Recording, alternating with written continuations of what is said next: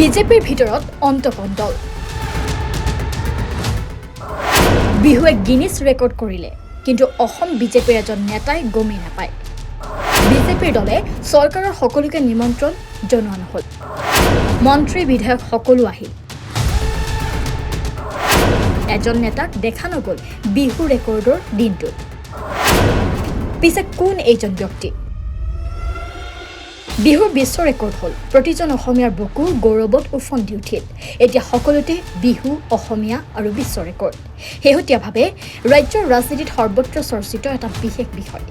এগৰাকী বিশেষ ৰাজনীতিক কেন্দ্ৰ কৰি উত্থাপিত হৈছে এই বিষয় বিজেপিৰ প্ৰাক্তন মুখ্যমন্ত্ৰী প্ৰাক্তন সভাপতি বৰ্তমানৰ কেন্দ্ৰীয় মন্ত্ৰী সৰ্বানন্দ সোণোৱালে গুৱাহাটীতে থাকিলে বিহুৰ বিশ্ব ৰেকৰ্ডৰ কথা গমেই নাপালে বিহুৰ বিশ্ব ৰেকৰ্ডৰ দিনটোত গুৱাহাটীৰ এটা চৰকাৰী অনুষ্ঠানত ব্যস্ত থাকিল বৃহস্পতিবাৰৰ দিনটোৰ বাদেই শুকুৰবাৰে প্ৰধানমন্ত্ৰী মোদী অসম আগমনৰ দিনা বৰঝাৰ বিমানবন্দৰ চাংহাৰীৰ এইমছৰ মুকলি অনুষ্ঠানতো দেখা নগল সোণোৱালক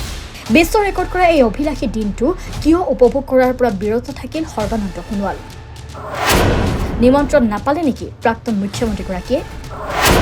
কিয় হিমন্ত বিশ্ব শৰ্মাৰ লগত দেখা নগল প্ৰাক্তন মুখ্যমন্ত্ৰীগৰাকী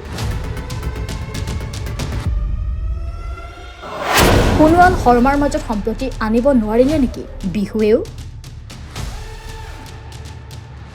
প্ৰাক্তন মুখ্যমন্ত্ৰী সৰ্বানন্দ সোণোৱাল আৰু বৰ্তমানৰ মুখ্যমন্ত্ৰী হিমন্ত বিশ্ব শৰ্মাৰ মাজত তিক্ততাপূৰ্ণ সম্পৰ্ক থকা বুলি প্ৰায়ে সমালোচনা হয়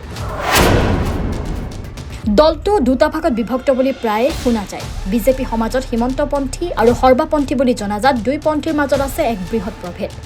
মুখ্যমন্ত্ৰী হিমন্ত বিশ্ব শৰ্মাই প্ৰধানমন্ত্ৰী মোদী আৰু গৃহমন্ত্ৰী অমিত শ্বাহৰ ঘনিষ্ঠ হ'বলৈ যিমানেই চেষ্টা চলায় সিমানেই চেষ্টা চলায় কেন্দ্ৰীয় মন্ত্ৰী সৰ্বানন্দ সোণোৱালেও